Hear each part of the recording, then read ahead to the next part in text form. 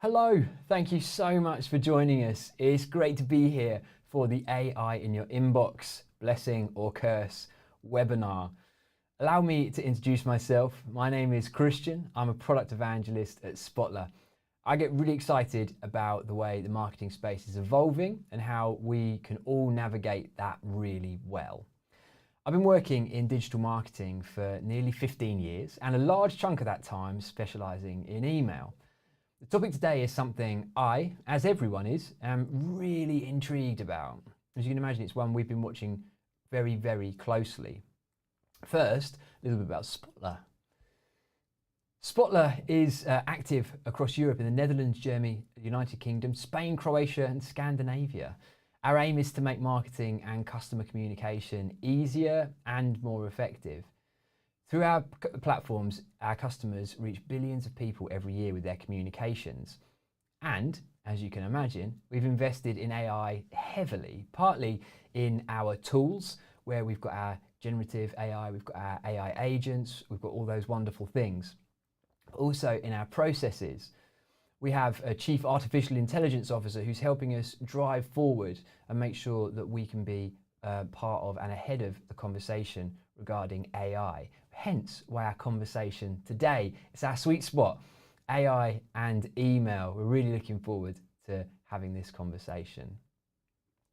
But before we go any further, before we talk about what the future might look like, let's do a quick stock check. Let's do a quick take on where we are right now. So what I'm finding, and I'm sure you're the same, is that people on LinkedIn or YouTube always want to be talking about the death of something, the death of PPC, the death of SEO, the death of whatever. Once or twice a year, everyone once again says email is dying and this is the reason.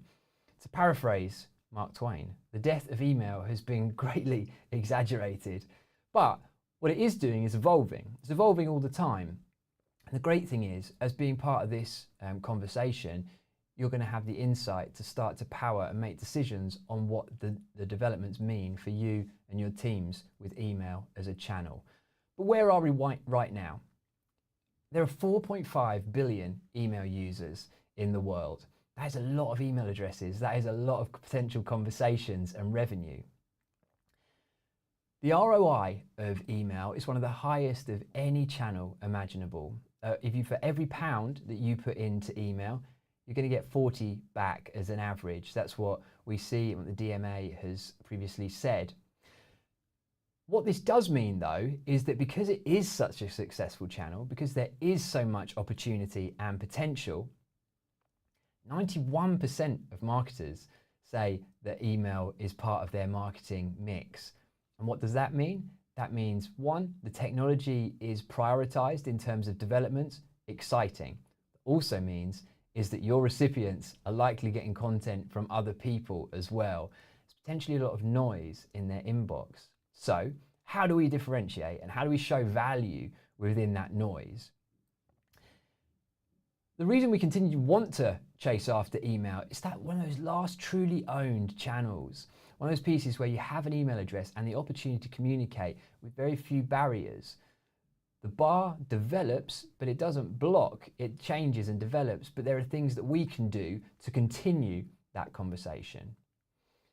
What we're going to do now is talk a little bit. If we know that email is a valuable channel, it's one that we want to keep using, and it's one that AI is changing and developing, what do we need to know about that AI space? What do we need to know about what's happening in inboxes? There's so much noise around AI, it can be really hard to understand what you should be keeping the same, what you should be changing, and most importantly, what does it mean for how you communicate with your recipients? So, what do we need to know right now? Top level summary is that the inbox is becoming a brand ambassador, or not.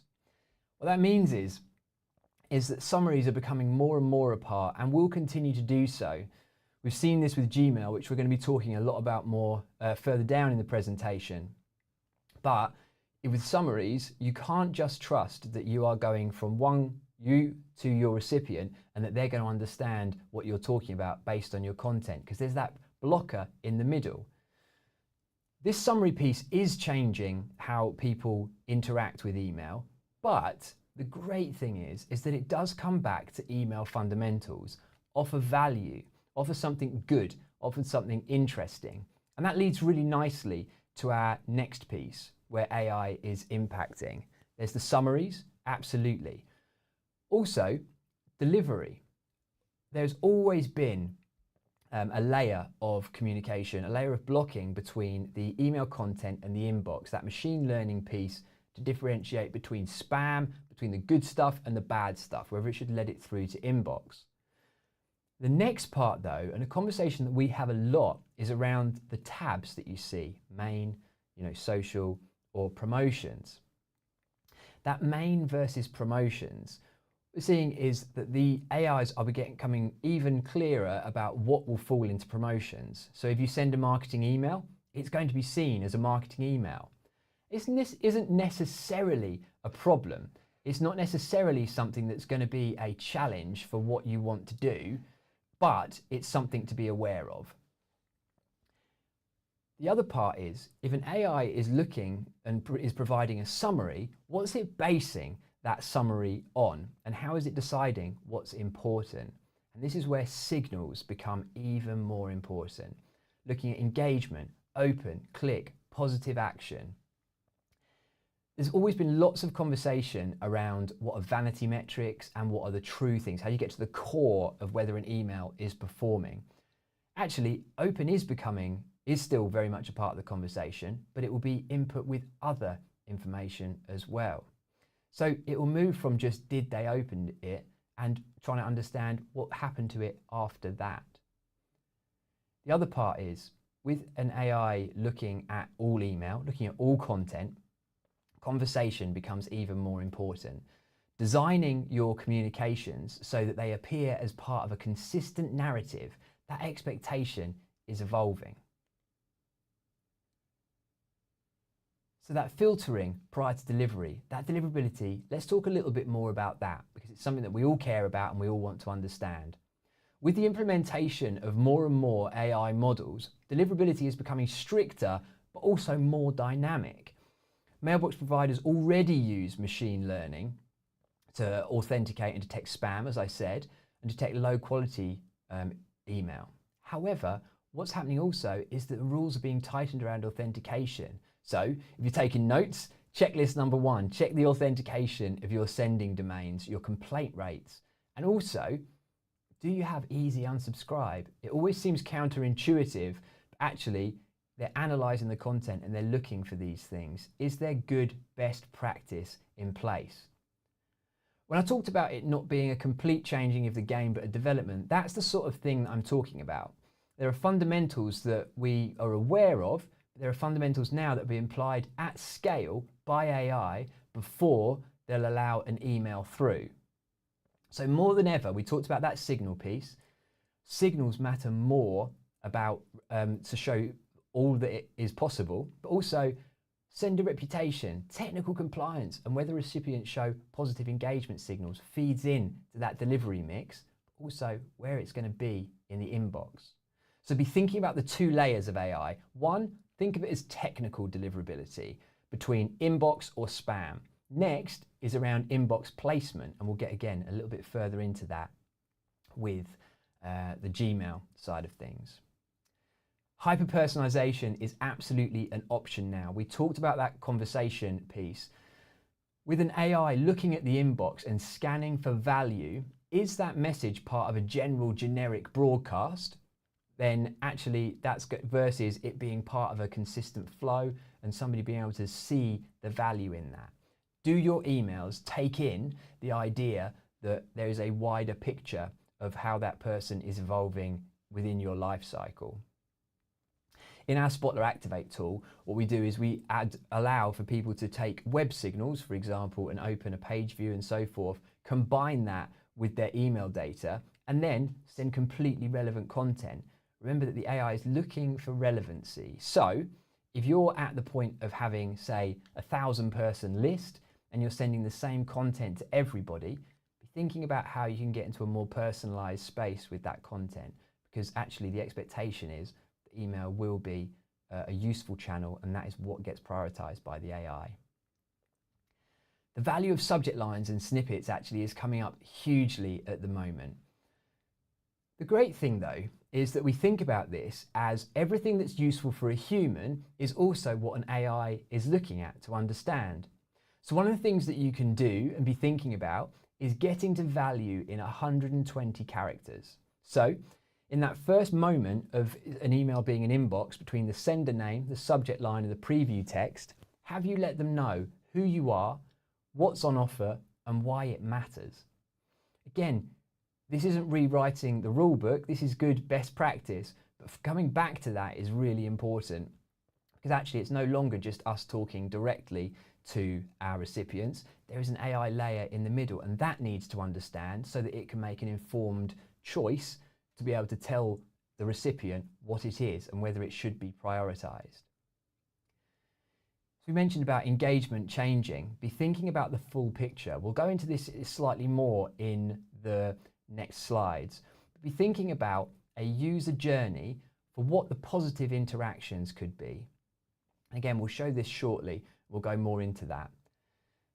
And for content, we all have so much that we would love to say. There is so much we could express through words, through images, through all of those things. If you scan your emails now, an AI is looking for what it can explain when it's asked. If we take the inbox summary, is it going, when they say, can you tell me all the companies that have a sale on swimming shorts at the moment? If your offer is in a mix of 15 other things within your email, it's trickier for an AI to understand it, but also it's trickier for a human to understand it as well and dig down to that offer. So for content, come back to basics, come back to a message and come back and build complexity in from there as needed. But can you say clearly from your email, within that subject line, within that snippet, within that content as well, who you are, what's on offer and why it matters, and build out from there. Let's talk about Gmail, because this is where a lot of the conversation is at the moment. The key here, this is from a Gmail inbox which I signed up for various marketing communications and engaged with a few of them. If you look at the order here, what we're starting to see, by the way, this is in Gmail on Google Chrome using just a standard laptop. So this isn't within the app, this is in the web browser, but the app will have a very consistent journey. Top picks here. You'll notice if you look across to the right-hand side, there's dates that are further in the past than the email at the top of the remaining promotions. The top picks are based on those positive engagement signals. How does Gmail understand what this content is and why it's relevant for the person who runs that inbox? So I engaged with the House of Watches emails and with the guides there. You'll notice that the order now becomes top picks, who Gmail thinks I should be, who I'd be excited to hear about, paid promotions, sponsored adverts, and then into the rest. If you want to be at the top of that, in amongst all of the noise that we talked about, you need to be designing for positive signals, showing value in every single email that you're sending. What this does do, I'm sure lots of you have made the jump to as well, it makes send time optimization not irrelevant at all, but it makes it slightly different. In that if you think that the first 4 pieces, if I scan my inbox, I go straight to the top there, actually there's emails sent more recently, but I'm looking at the top there. Doesn't mean it's an irrelevant metric, but it means something that we have to be aware of.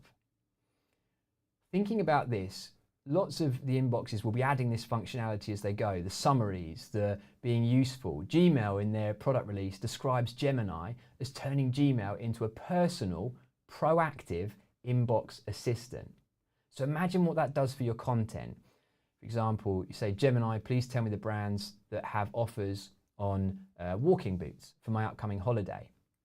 Email has to be a part and aspect of a full brand awareness and comms strategy, because actually if you imagine that Gmail has access to all of that wider data, it's going to be using that to inform what comes back. So be clear, be consistent, and make sure that you design your content with that in mind. And what does that look like? Here's the example again from the Gmail product launch video. The example: search text, natural language. Who was the plumber that gave me a quote for the bathroom renovation last year? AI overview. I found 3 formal quotes, 2 recommendations. So it's a different picture, it's a different story, because actually you're not just relying on that moment, you're relying on your content being slightly more evergreen. Because actually people are coming back to it. So are you keeping in conversation with relevant communications that allow for that thought of, how are people going to be searching? How are people going to be searching their inbox? If you haven't had a chance to go back and see it yet, do look at our webinar with Exposure Ninja, which is around those kind of SEO principles. And actually a lot of that applies here to how we design content and how we think about it, because people are using natural language. What will be an interesting watch going forward will be the opens, clicks and engagement over time. So do write that into your thinking around your emails as well as these tools get rolled out. This currently, the summary AI overview, is for AI Pro and Ultra customers, and the features are being rolled out with that in mind. So keep an eye on it, but it will be there. And what we tend to see is where Gmail go, lots of others head afterwards. Copilot is offering summaries in chain and so forth. There'll be much more to follow, but be thinking engagement, value and natural language. How are people going to be searching their inbox, and how would they find your content, and how would you have those positive signals to be the brand that's seen? With that in mind, here is the proverbial iceberg, what we can see above surface and what we don't see below. So be thinking about what's visible to us all. In our Mail Plus tool, we obviously give you the access to all the opens, clicks and so forth. You can see frequency, you can see whether the domain's correctly set up. Look at that and understand those, because AI is looking at those as well. You're looking for positive engagement signals, correct technical setup. But then also the more challenging part is that we need to be thinking about what we can't see as well. For example, forwards, somebody forwarding valuable content to a friend. We might not see that in the reporting, however, the inbox will be seeing that. Is your information so useful that they would be sharing it on?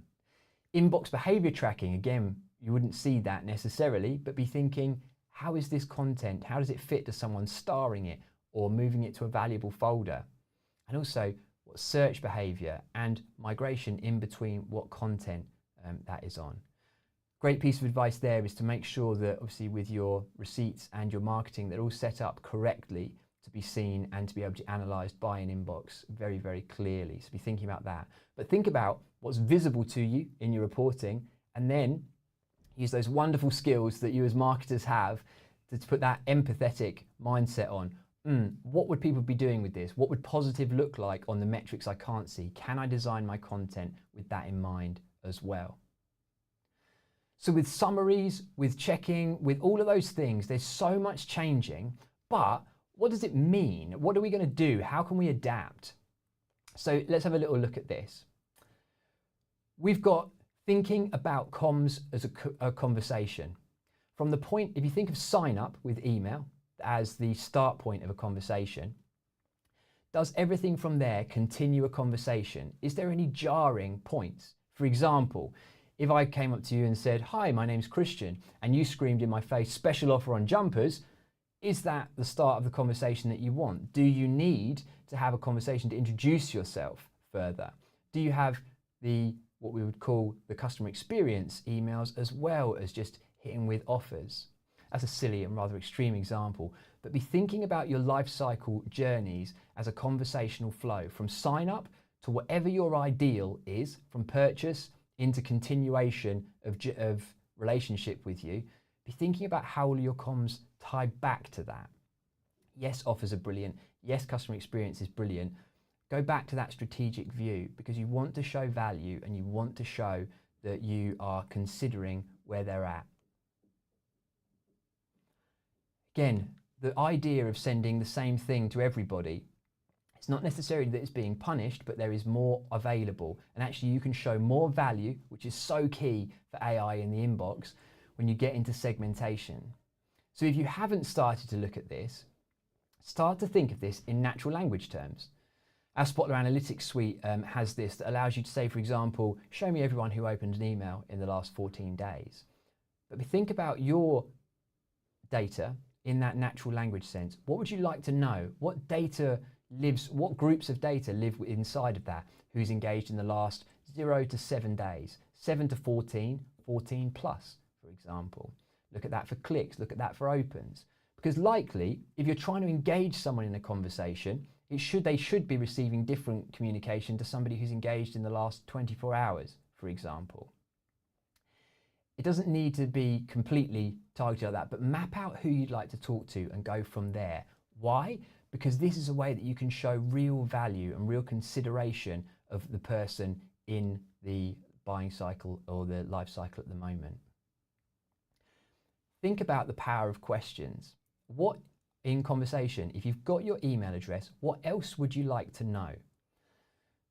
What would be useful for you to add value? Do you need to know how often they usually work with a company like yours? Do you need to know size, who they buy for, what it is? Be thinking about your communications like that. Again, why? Because it drives back to value. AI in the inbox, what they're looking to understand is what's the value of what you're doing and what you're showing. Be thinking about how you can design for signals, personalize for that, make it feel like a custom continuation of a communication, but design it for looking for those positive signals. For opens, yes, there is challenges around that from a technical point of view, preloading of images and so forth, but also for clicks, for engagement, for moving to valuable folders. When you're personalized, you have more of an ability to do that. Again, I mentioned this one before, but this is really valuable in terms of the value part. Looking to get to value in 120 characters. What's the first 120 characters a user or an AI sees? Explain the value, the offer or promise. Why is it important? You imagine that an AI is summarizing. Can it see clearly what's important very quickly and what you want them to know? A confusing email would have a strange strange from name, a subject line that doesn't really make any sense, and a preview text that isn't customized to the content. You've got 3 shots at attention with both your recipients and with the AI, so make it count, get to that value. Again, that might mean the slide, looking at a focused subject line and experimenting with that. In fact, we've got an offer on that, something that will help at the end of this presentation. An overall summary of where we find ourselves. This is such an evolving picture, but something to be looking at right now is from one of our favorite books at Spotler, Story Brand by Donald Miller. If you confuse, you lose. Get to focused messaging, keep it conversational, and have a look at what impact that makes. Keep showing value. Don't let the messaging get confused. Stay laser focused on your life cycle, on the conversation within that. Because if you're sending too much or too confusing, it's likely, 1, people won't look for it, but also, can an AI get to that value quickly? So, what is it? The algorithm is in charge, or is the human touch in charge? That big question. Actually, what we're finding is that AI offers us so many opportunities to make you more efficient, productive, to offer all those wonderful things.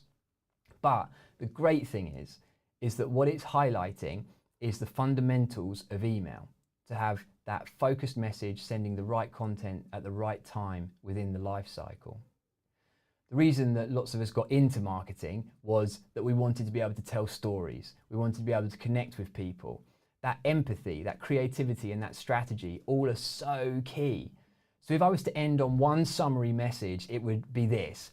AI isn't coming to destroy the inbox. It's coming to allow you an opportunity to do what makes you great as a marketer. Be aware of everything that's going on, but remember that it wants to highlight value. It wants to show that there is value within that email, and you can absolutely bring that. So we don't want to end on just raw basic concept and then say, have a lovely day. Let's have a little look at what we might be able to change this week, or ideas to wrestle with that might be helpful. As this is such an evolving picture, we'll continue to be talking about this. So do stay connected with us at Spotler and we will continue to be talking about this. But right now, be thinking about these few pieces here. Review creative. Do you get to value in the first 120 characters your recipients see? As a human interacting with that, would they be able to understand who you are, what's on offer, and why it matters? Review the value. Does the structure of your email show value and promise, and is it skimmable? Is it able to be skimmed and summarized well? Is there a focused message in all of your communication? Think about how you can design the life cycle of your communications across all channels, including email, to be part of a high value conversation with your recipient. Do they have reason to engage and prioritize your email? In turn, does the AI have a reason to prioritize your email? And then finally, the segmentations and data. Segments. Start to design in natural language. Be thinking, who are the groups of people within the current data that I have and how can I personalize? Start small, just thinking about a slightly different piece of content for people who've engaged in different ways throughout a period of time. You'll be the expert on that, but do be thinking about that. And then thinking, are you sending to the right people so an AI can see that people value your content? The opportunity is absolutely here. AI is already changing the inbox, but it's highlighting and prioritizing those best practice pieces. Why? Because it wants to show the value. It wants to show that it can prioritize well for the people who are receiving the email. To win, offer clear value in every message. This is marketing 101, but it's more and more valuable, and that's exciting. And absolutely, that humanity and direction remain crucial.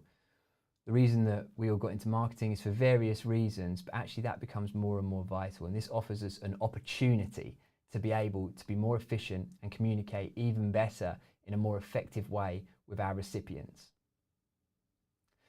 Last one here, I mentioned that we had an offer for you. Our free guide, nothing needed, no payment or anything, but our free guide to subject lines. If you're looking at that first 120 characters to add your value so that both humans and AI can understand what's going on, have a look at that subject line. This guide will give you some ideas, some inspiration. Do sign up for that and start experimenting. It's been absolutely fantastic to speak with you all this morning. Thank you so much for joining us. Be thinking, how does your content offer value? AI is not here to completely upend the inbox game, but it's changing what we need to be highlighting. Come back to that idea to offer value in every email. Keep it part of a conversation as a wider strategic view of your communication. And I think you can definitely win with AI over the inbox in 2026. Thanks so much for hanging out with us, and we'll catch up again soon.